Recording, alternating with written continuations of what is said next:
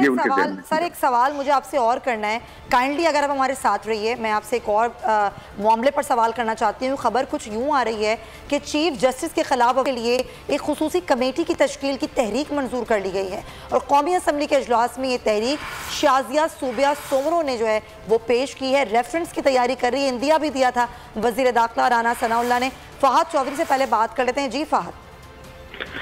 जी देखिए, जैसा कि आज वजीर दिफा ख्वाजा आसिफ और वजीर दाखिला राना सनाउल्लाह ने कहा था, उसी के मुताबिक आज हुकूमत जो है वो चीफ जस्टिस के खिलाफ रेफरेंस लाने की तैयारी मुकम्मल कर ली है और एक खुसूसी कमेटी तश्कील देने की तहरीक मंजूर कर ली गई है कौमी असम्बली से।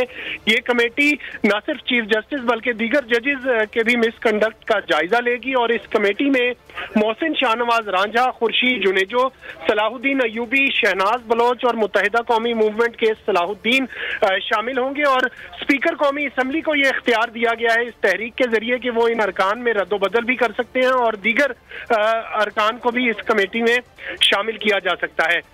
इस रेफरेंस की तैयारी के हवाले से एक इजलास भी हुआ हुकूमती वज़रा का, हुकूमती रहनुमाओं का, और इस इजलास में इस रेफरेंस के मतलब का बहुत शुक्रिया, आप हमें तमाम तरह से आगाह कर रहे थे। शाइख उस्मानी साहब, आप क्या कहेंगे सर?